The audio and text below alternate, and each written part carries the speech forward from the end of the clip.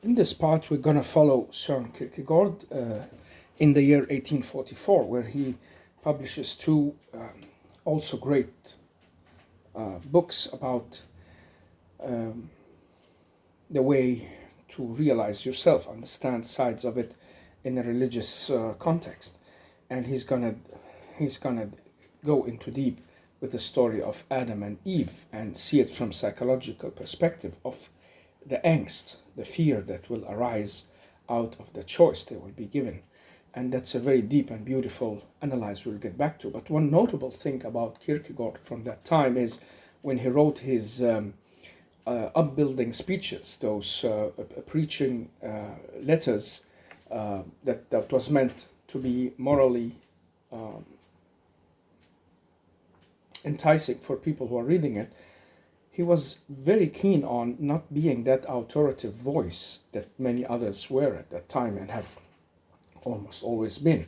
He wanted the words and the thoughts to be the ownership of the listener more than the ownership of the one who is speaking them.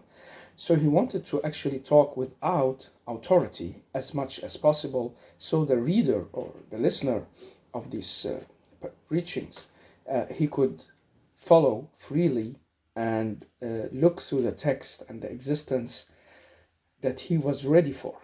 So he wanted really, for that reason, to stay anonymous as much as possible, so he could speak out without the necessity of being that authority. But in those speeches that were like very much focused on his Christian background, he had to step forward as that authority who were speaking. And so what could he do about that? He tried to tone that down in his way of putting up these preaches, the way they were formulated. Of course, he was, as they say, hiding behind the text, the power of God, and the Bible's words, and Jesus, Paulus, and all the evangelists. So he is actually stepping up in front of them, using them as a stepstone for his authority, like everybody else in the religious areas are doing. Usually they use these very prominent central figures in their religion to step up and become the authority in their time. But he wanted to go the opposite way with his preachers. He wanted any person to have his ability to choose, even though it was something different, and to have the ability to look into what they are listening to and relate it to themselves as persons, as individuals, as the singular person he was talking to. And that was something he really was very, very much focused on when publishing these kind of speeches in his time. And that's why when he published these preaches, he called them speeches and not preaches, because he wanted to distance himself from that kind of preaching that already had formulated the truth and were like taking on behalf of the singular person the choice and making them just understand what they have to follow. He wanted to make the person listening in total freedom of that choice that he have to listen to these speeches or not, to accept or reject, and to relate them to his or her own life. And he knew that he wanted them to listen, but from his heart he wanted also that people could have the real choice. They have the full responsibility for the choice, but their choice should and must be there. And that's why he started realizing that conflict with authorities that will grow bigger later and towards the end of his life, where he will really go into a heavy critique of authorities and their way of going about with the religious message. And that's also part of something we can relate to and see very, very beautifully modern in his way of thinking, and also deeply human. So that's just to notice that he is actually, as a writer, very focused on the religious message he wanted to get through. And so we can see from these two books we're going to walk through today, about A Small Philosophy from 1844, and the bigger and deeper work about the phrase of angst, the word fear, that he's going to analyze or make his characters analyze. He also always uses these characters called something else, and so he was letting them talk on his behalf, and he was as an author hidden behind them, or maybe he gave them life as characters and life as we have seen in his earlier books. But actually, in these two publications from 1844, he is circled around understanding the depth of and the psychology of faith, and how the choice is with each human, and that choice can lead to fear, and that choice is the most difficult thing that you can have in life. It's a paradox in many ways, and this is what he's going to talk about. But so he was from the beginning very much focused on and interested in letting the reader, any reader also of the religious preachers, understand that, well, I do not want to talk as an authority to you. I want to let you relate as much as possible with your individuality to this kind of message that I'm putting forward here. And remember, at that time, 1840s, we were still far before the time of the modern age individuality. The word, of course, existed. It existed in the American Constitution, in the French understanding, and philosophers, but now he's encapsulating it in an existential, religious, and psychological way that's very exciting. And so let's go to the two books that were published in 1844, June 13 and June 17.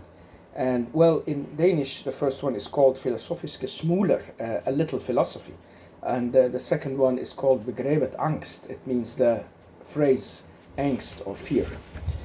And so where to start? Well, let's start with the first one that was published first, because maybe, or surely we can see he had a reason for that. He had an idea of starting with that one, going over to the other one. He is, as usual, always picking up from the old stories he had. And he had this guy, Johannes Climacus. He called him Johannes again, but this time Climacus. It's the guy who is reaching for the heavens in another word. And he is using him as his voice. And he has him like talk about this issue that also turns our memory back to what we have been learning about on how to truly become a religious person, a true believer. What does that mean? How is it related to who we are as persons? And that's what you want to get into the bottom of. And what kind of truth are people actually holding when they say, well, I am Christian, I am in this religion. And for him it was Christianity that was the focus, because he was primarily from the Christian faith.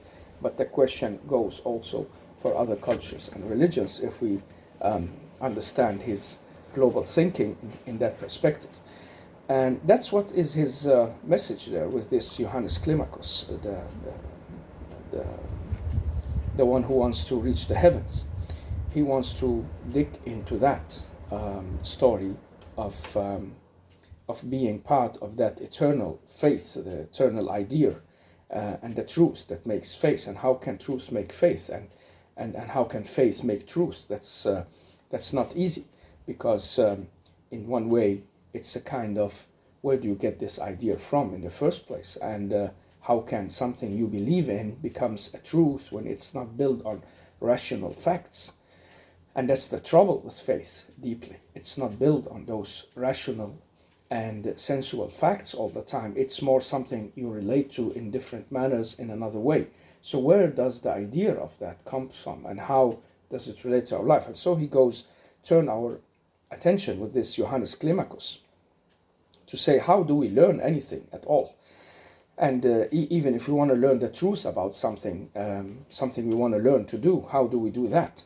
And so he said there are two ways we can do this. One is that there is a method where we create experiences from, and that method is reaching to our conscience, and we become aware that there is something to be done in this and that way. We gain the experience by that method.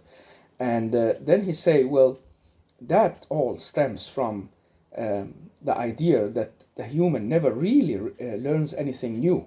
It is already there as a sleeping idea inside you somewhere.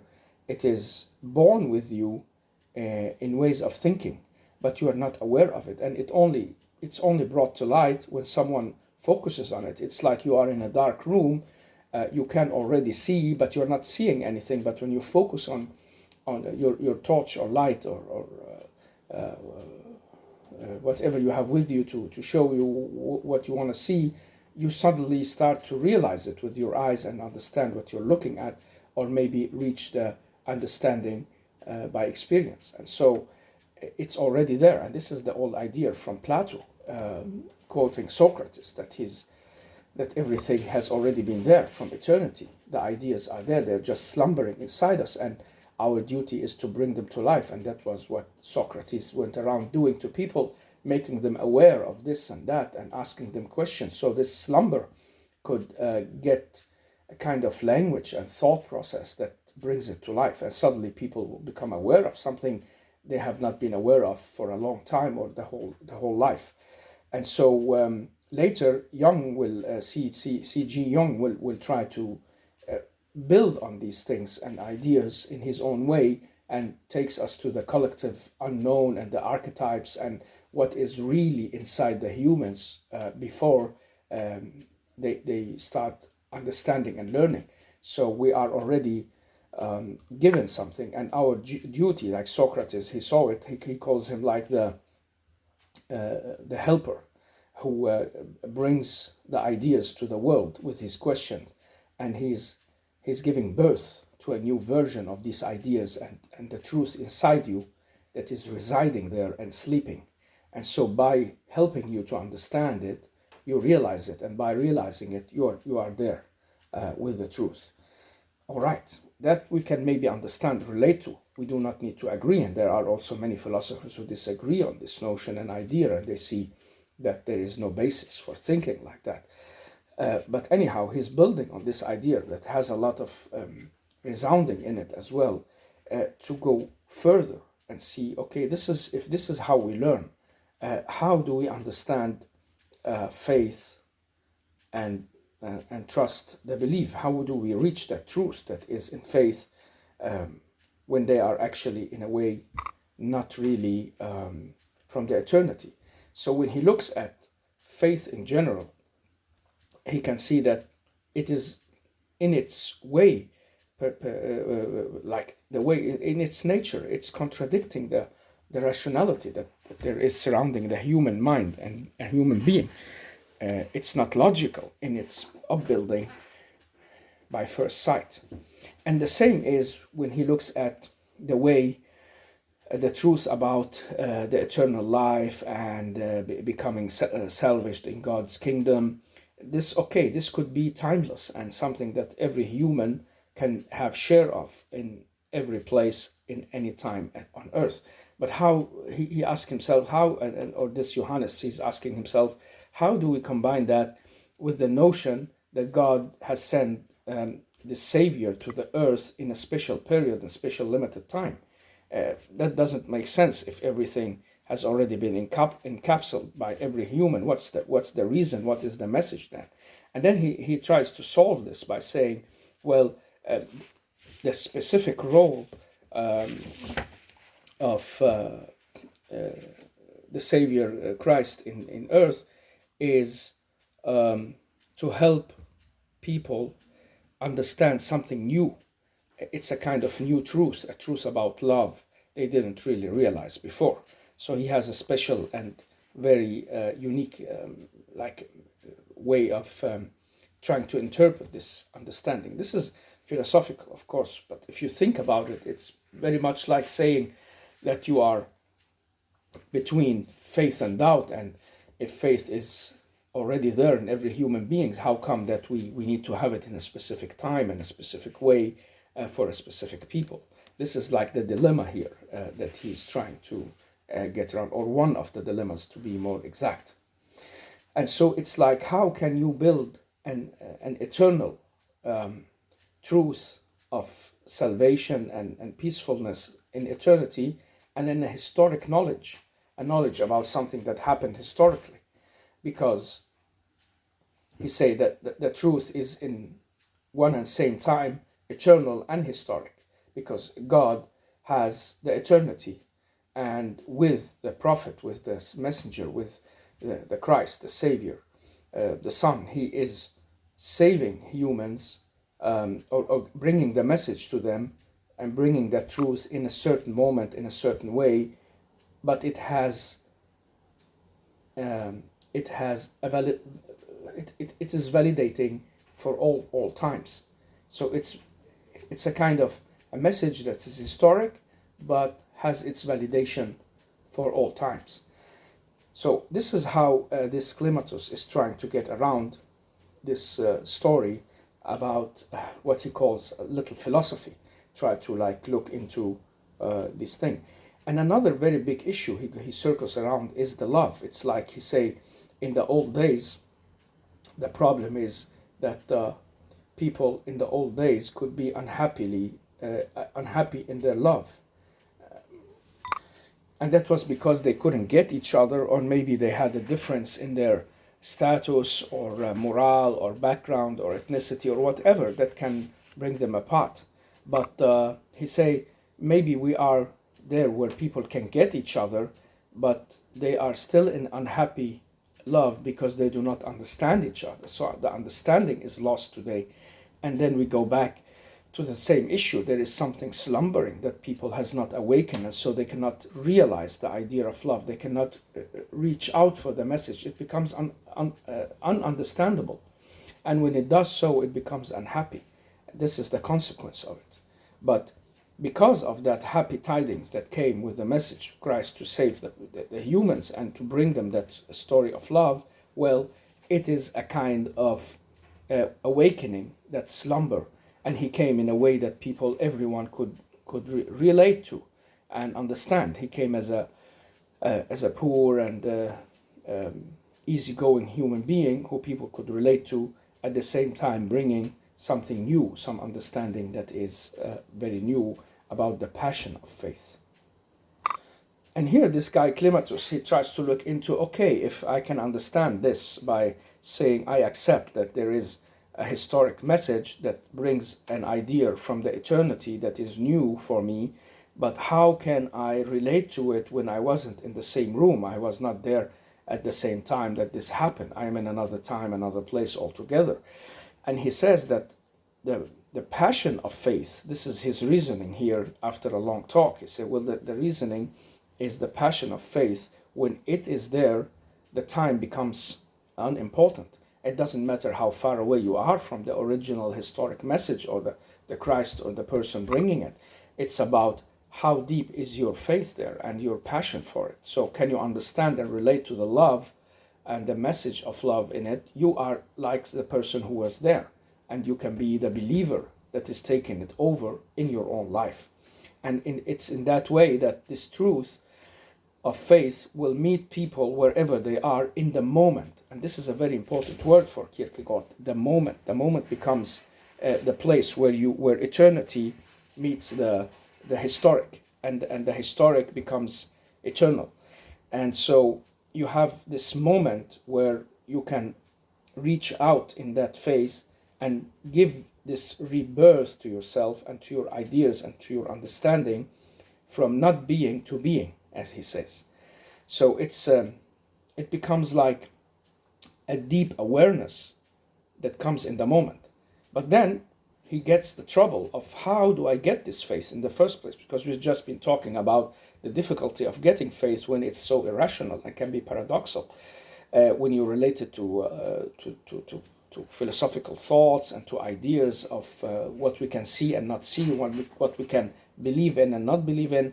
It's not easy. And so he says you need to jump.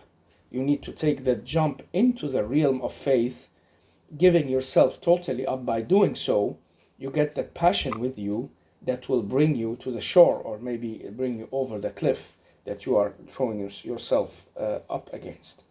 And exactly that thought about the way you have to jump into the passion of faith and take it as part of you, and becoming that part of passion, and relate to it, and relate to the first figure that brought it. So in that, and relate to God in the end. In that way you become one with these eternal ideas, and you will get a new rebirth inside you, just like Socrates wanted to rebirth these slumbering ideas that's hidden there. So by doing so, you come to life in a very new way. You become a different person altogether by jumping.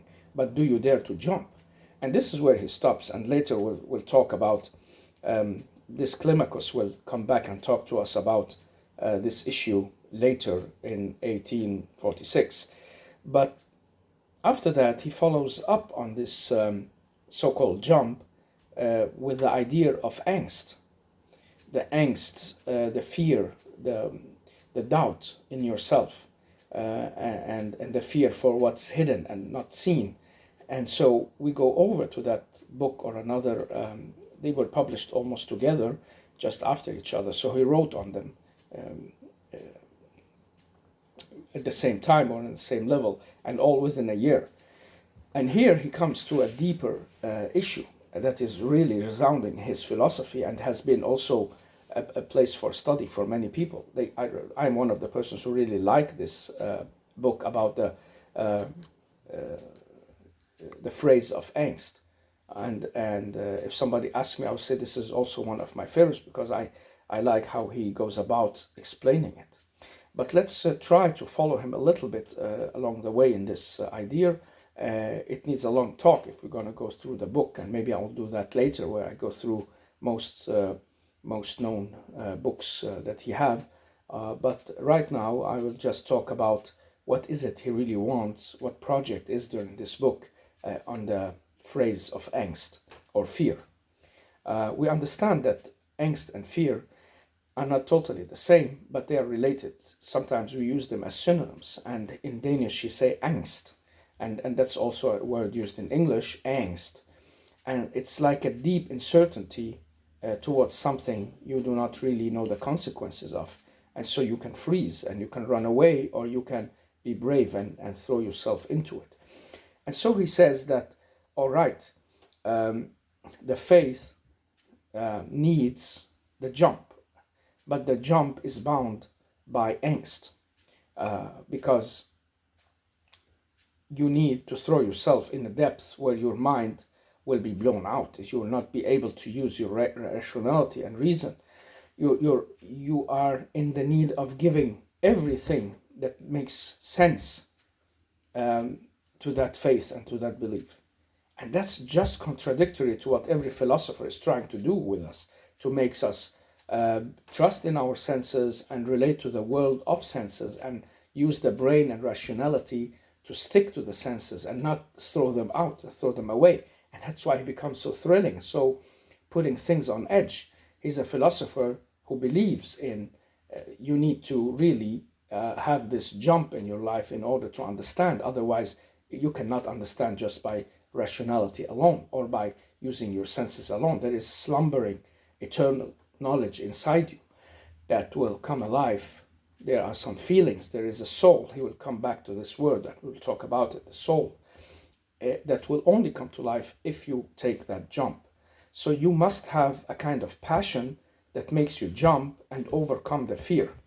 To do so, he's using a new character here called Vigilius Hafnisius, and it means the awakened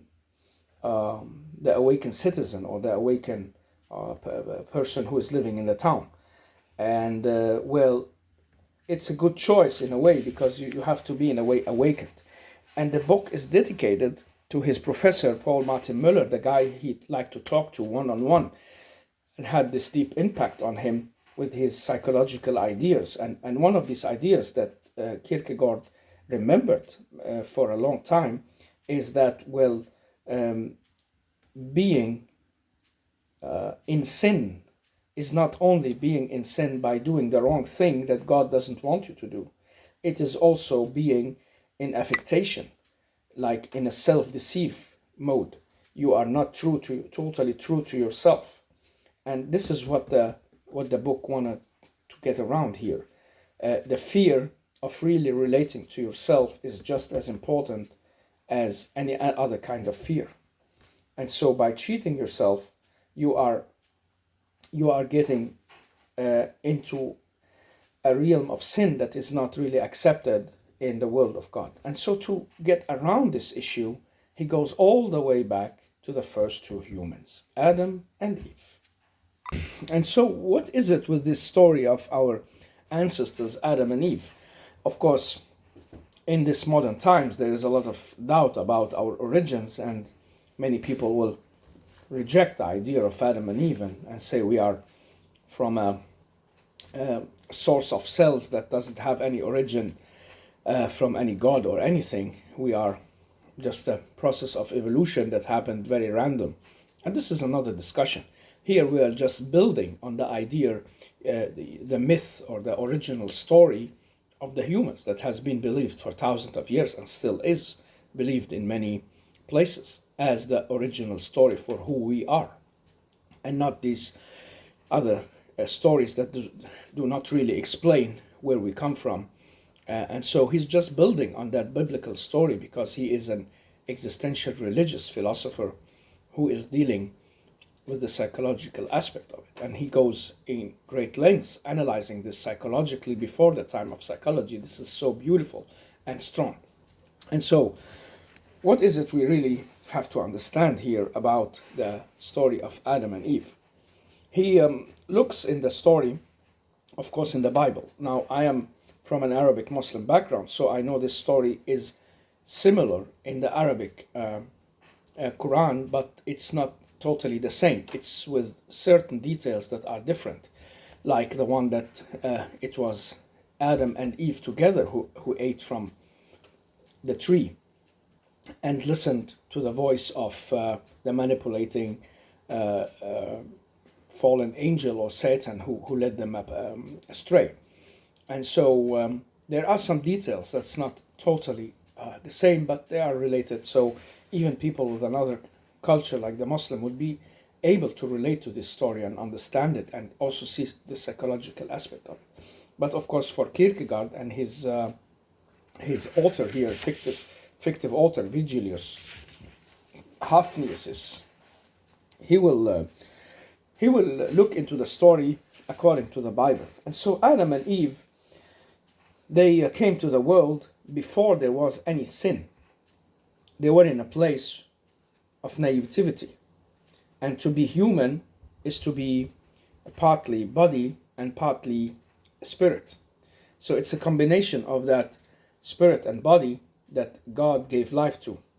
And so he let the human become alive and had this freedom.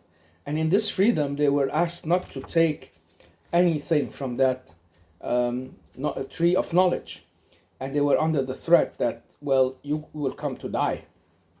And then he says here, the shock must have been really big for Adam and Eve, who were like in a kind of childish state of not really understanding what's the meaning of death. They have never tasted death yet. They don't know anything about it. They have nothing to compare to. And at the same time, they were like up against an order that maybe didn't make sense for them as they were in that place where they were. With other words, they are not really aware of the awareness of themselves. And so this Hafnius, this Vigilius, he says, well, the spirit in them is still slumbering and is still like in the human that has not really been awakened by its character yet. And so it's like they are in a kind of childhood where they are not really aware of every aspects of themselves and the choices they're going to make. And just that in itself can make them very confused and angst. They do not need to be in a kind of puberty situation where they want to oppose God just because he said you cannot eat, and they became very curious and they went there to eat because what is that? What is he hiding from us? And that was the argument of the snake and Satan behind it, that, well, what is hidden from us here? We have to reach it and get to it and understand what it is. And so they are in a project as well, discovering the limits of what they should not get near to. But imagine, says this author and Kierkegaard behind him, that they are very confused and angst because they are threatened by death, and death is something they do not really understand, and things is about to change. They're gonna lose some of that naivety and innocence they have been living in until that point. And so this is the angst that comes up when you have the choice. So it's connected to the choice, and God just gave them the choice, and they have nothing to orient themselves towards. Choose what, in what direction, and what does it really mean? And this is what provokes the deep fear and angst, that they have to relate to the choice, and by relating to that choice, they are gonna relate to themselves. They have to face themselves and their choice sooner or later. And in that move, in that psychological process, the spirit awakens. And by the spirit, Kierkegaard has a certain meaning behind it that many times is interpreted as the consciousness, because he's speaking about the human as body and soul together, and they're gonna meet in a unity, body and soul. But this body and soul that is in that meeting has the spirit in it. So that spirit has been used in many different ways. The word spirit, it can relate to the psyche in some ideas, not only with Kierkegaard but with people who work with these issues and have been talking about them in history and religion. They can also be some kind of spiritual enlightenment, some mysticism, some kind of energies that's related to the unseen psyche inside us. It can be a kind of spirit that is from the outside and moving something inside us, so we become awakened even more. It has many meanings, but especially connotations that really gives it different aspects. For Kierkegaard, when he's talking about this kind of spirit, he is saying that spirit is the dynamic force that makes people able to feel themselves, relate to themselves, and become themselves. And this is very beautiful encapsulating of that spirit. So once that Adam and Eve became the body and the soul from God and the body created by God, were put together and given life, that life was the spirit in them that was awakened in some way, because now they are able to become themselves, they are able to relate to themselves and to feel who they are. You can feel yourself, you can relate to yourself, and you can become yourself. And so back to the story where they are put with that choice to eat of the tree or not to eat of it, to get the knowledge or not to do something against God's will. The sin becomes an important issue. They maybe called it something else, but today we call it the sin. To sin is to go against God's orders. And why do we do that? It's because we have the choice. By having the choice, we can take that leap. We can jump into it if we want to. God has given the space for that. And this is exactly what the enemy of the humans, the Satan or the devil, is tapping into. He wants you to use your freedom and your choice in a direction that makes you the opposite to what God's want. And you can ask also, why is God giving this space at all? Why this test, and why this very difficult situation to these naive and ununderstanding people who are just who had just become to life? This is a deeper problematic as well. But the case is that the fear will stem from they have nothing to orient themselves towards. They are alone with that choice, and nobody is helping them to choice. They are getting some tips and hints and manipulations, but well, they will have to take the choice or go in this or that direction. So it's actually the reality of freedom they are experiencing here that awakens that fear. That's very beautiful. And he says that in a quote. In the situation of that innocence of childhood, there is peace and rest. But at the same time, there is something else which is unpeace and struggle. But there is nothing to struggle with. What is it that gives that unpeace inside them? Nothing. But which effect has this nothing? It has the effect of delivering the angst. And this is the innocence, the deep secret of the innocence that at the same time is the angst. So by being innocent, you have the angst of losing it, and you have the angst of not knowing what to choose afterwards. And so it becomes the reality of your freedom that you have the choice to choose. And this is very beautiful and very deep, and in the same way scary for any human being, because are we really those who are following Adam and Eve? We are the humans, that we are related to these two first humans. And we know this from our life because we have the freedom, even though it can feel limited sometimes, or we can feel predestined by a lot of things. This is now my comment. But we have this freedom. And so to have it is actually to go and use it. And by using it, it provokes that fear and that angst, especially if we do not know the consequences or have anything to direct us or guide us towards a certain choice. And so from here he continues by saying very clearly that the distinguish between fear and angst becomes clear, he says, because fear is the experience that something on the outside is scaring you. There is something you do not like or you're gonna meet that is scary. But the angst is a situation without any rational or reason you can point to. You have it inside you. You just become uncertain and you become angst and you do not really know what to do with yourself or your choices or what life is going to do to you. There is no real direct reason to fear. There is no dangerous animal looking at you and you are not in a fire and there is nothing going on that provokes the fear. But the angst can be an inside state that is with you and can be provoked by the situation that you are in, by going into that freedom of your, by relating to yourself, by understanding what the choice is, that you have a choice, that you have the possibility of the choice. So he says that the possibility becomes the most heavy of all categories of everything. It's like that freedom to choose becomes a very great responsibility that falls until you on your shoulder and in your life.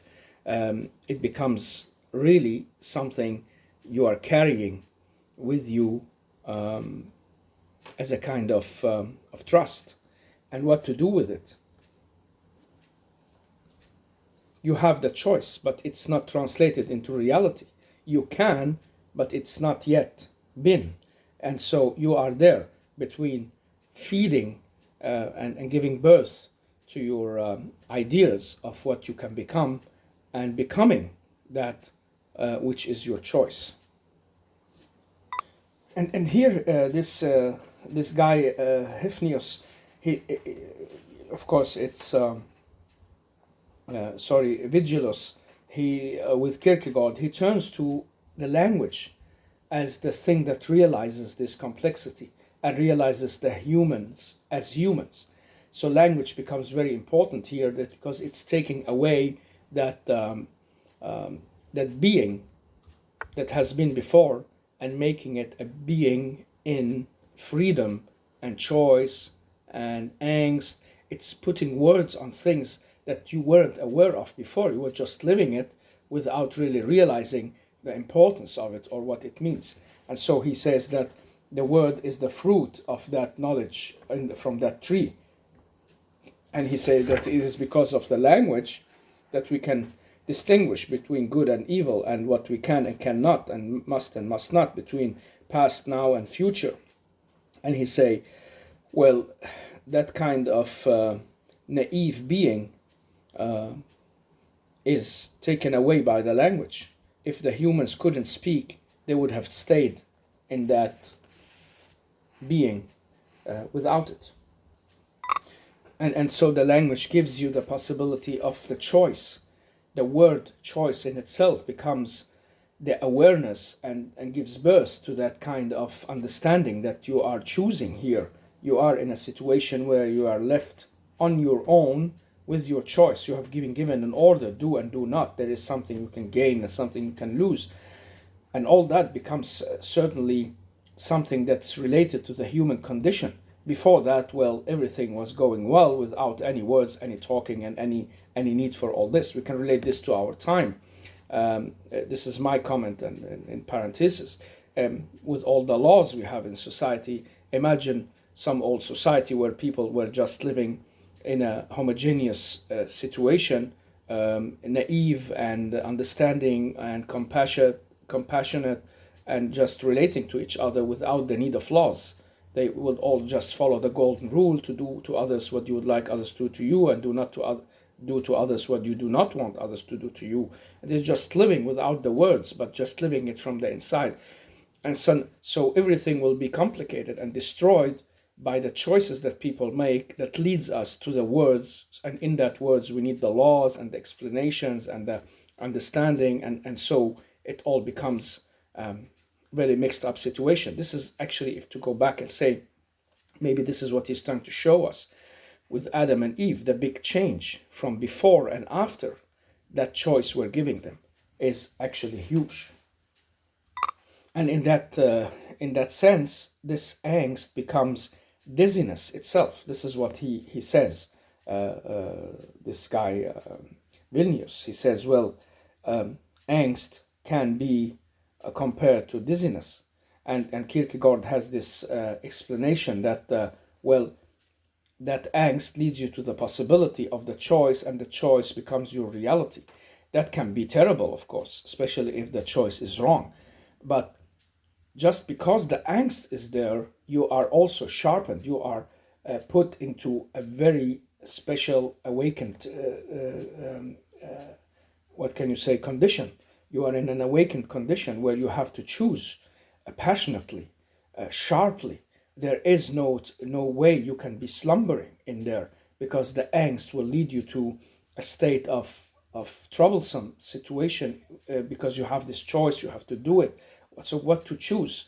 And so by that way you become more and more yourself, by understanding, sharpening your senses, bringing knowledge to life out of that slumber. And so you become passionate. And this is what's related to the story from before, about the jump and about taking the leap of faith into that love. You can only understand that deep passion and love by taking the jump. And to do the jump, you need to overcome that angst, and the angst is bound to your choice. You can do it or do not. It's up to you, but you are the responsible one. You have carried this trust, and you have carried this heavy duty with you. And in that kind of dizziness, well, if you become too dizzy by the angst, he says, your freedom will falter, and it will fall under, because it won't be the freedom that's choosing, but the angst that's taking over. It will become like the negative side of it. And he relate all that back to Adam and Eve and say, okay, let's turn back to Adam and Eve.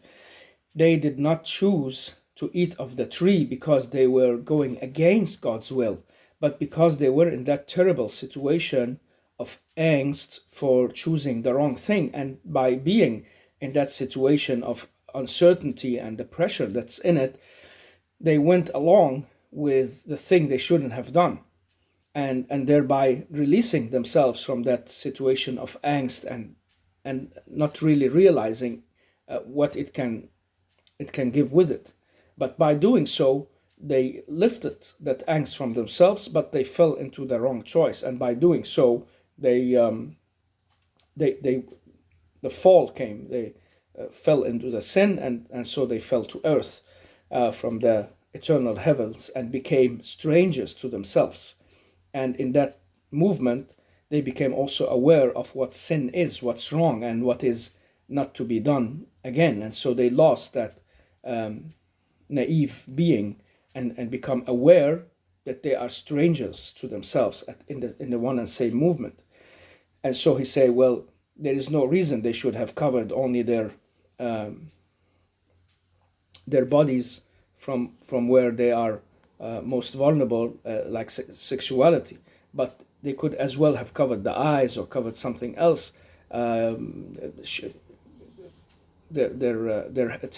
Taken their hands to their heads or whatever, because they were in a kind of shame. they were ashamed that they made this choice, and this choice showed to be all wrong, because suddenly they became aware of it after it happened.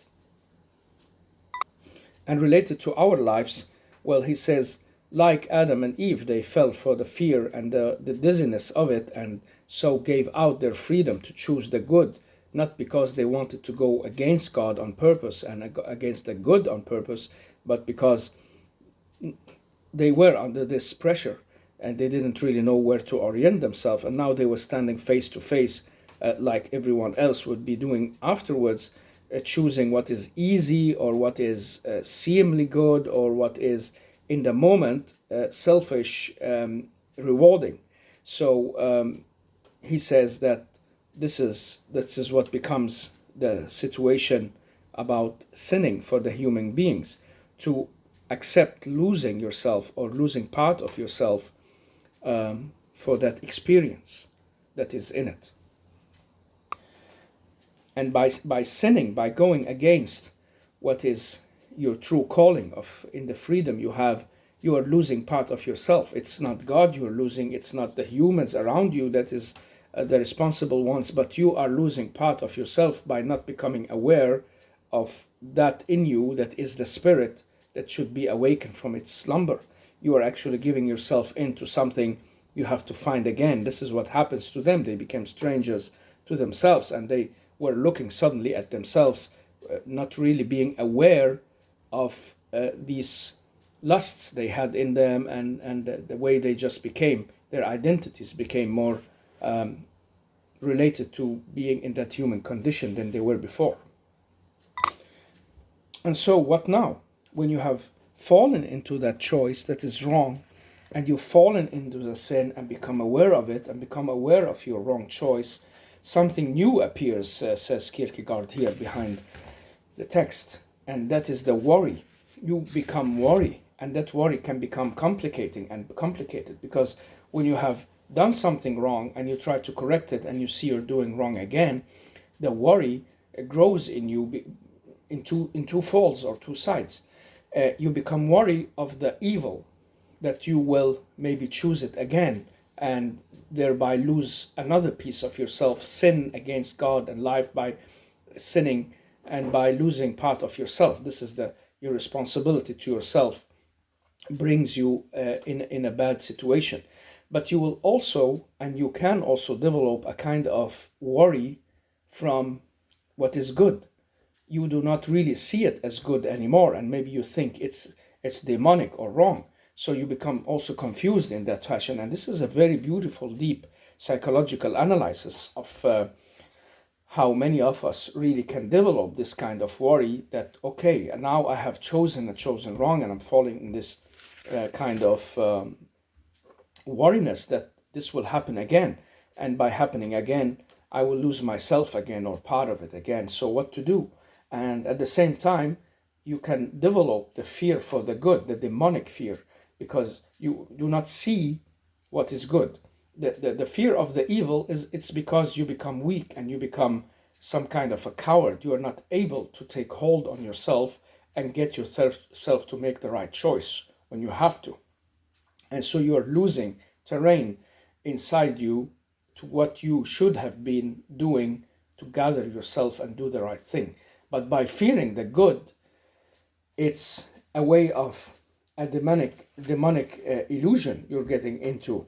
You do not really see the distinction anymore between what is good and what is evil. You cannot distinguish the self-deceiving choice you are doing and the right choice. And so you stop communicating all along, he says. And this becomes the unfreedom you bind yourself in. Unfreedom will become more and more closed into itself and do not want the communication. It wants to observe in every sphere, and it become a kind of craziness that will show in the highest passions when they are in the deep misunderstanding, and then they will lead to this system of silence. And so it becomes the fear again. So at the same time, you are going in two wrong directions by adding the worriness after becoming aware of your choice, and because that choice needs the leap, and the leap is overcoming angst, and maybe you're making the wrong choice, the worriness brings you also into a new situation where you need to defend your choice and at the same time run away from it. And that can make life very scary inside you, and you can feel totally uncertain and really not knowing what to do with yourself after this. And here he makes a remark about the relation between angst and the erotic culmination, the erotic relation. Because in that movement into the erotic and the sexual act, you are actually pushing that awareness of yourself aside.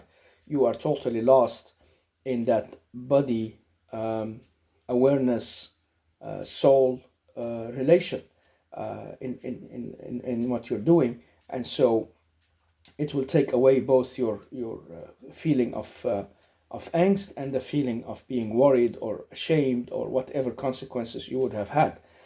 And so it's like that fear that comes is related to the erotic in an early stage. He's really circling a bit around it and trying to see in what way it is really a way of escaping that responsibility that we have. It can be in games, music, sports, many ways of acting out of ourselves, like relieving ourselves from that responsibility just for a moment or an hour or a time or so. And this becomes especially worrying for the people who are not really in balance with themselves or in contact with their deeper affections. As his teacher Paul Martin Miller had talked about, that momentum, the steady and momentaneous way of being with yourself makes you more in balance, and so you can give yourself up to these sexual and erotic acts within what is given in society and limits of ethics and all that. But when you do that, you do not necessarily need to go into the phase of angst and disturbance. But when you are in that unbalance, it becomes like a way of running away from it into something that you are not really responsible for, or not need to think about and be responsible for. You have given yourself into it as an alternative solution. So it's like, in a way, losing control over yourself. That is the trouble here. Losing that rationality to something that you do not really know where it will take you and what it can take you. This is all, of course, from the culture he is affected by, the culture of morals and strangeness towards the sexual desires and how to avoid indulging in them, especially in wrong ways. And so it all becomes like part of this movement and talk about the angst that he is circling around in very clever words. He is, of course, wrong on some issues and maybe criticized on others, but the issue is he's really showing us something that we can relate to and understand very early on, that how much this actually takes a hold on us and has the depth of bringing us out of that naivety and that just being for being into a stage where we are being with a choice, and that choice needs that understanding. So to combine these two together books is to say that to live truly, you have to understand the passion and the love that is in life and that is given to us by God. But to do so, you have to take a leap of faith, because faith cannot be bound by the rationality of your life. It must be something you passionately give yourself up to. And to do so, you have to overcome that fear, and that fear is what brings you that awareness of the wrong choice, and by that you become worried, and maybe you will see that leap of faith as the wrong thing to do, because the last thing you want is to lose control. You want to keep control at any time and to keep aware of everything you're doing. You do not want to let yourself up for a moment for anything or anyone, no authority and no God and no source and nothing at all. You are the source of everything by your mind and thoughts and ideas. This is, of course, my comment and reflection on this, but I hope in the same stream. And so to get out of that, you have to take the leap into that faith that gives you peace and gives you that way of being that was like with Adam and Eve before the sin and the tree and strangeness to themselves and the awareness to themselves, go back and like relate to that situation where you totally accept the kingdom of God inside you, in total love and passion, and not really always trying to explain and interpret and take the choice in your own hands, but leave it be as it is. And this can be maybe just an interpretation, but I hope it will give others also the lust to talk about this, and others before us has been talking about this for 150 years, so it's nothing new, especially in the last maybe 60, 70 years. There has been focus on these issues, and they have been seen from different and many sides. Well, we are finished with 1844, and in the next, he's gonna think deeper about these issues. He's gonna visit some family members, he's gonna be with his friends also, and he's gonna get back to, of course, the writing that has been following him, and the stages on the way of life from 1845, and that will be in the next talk.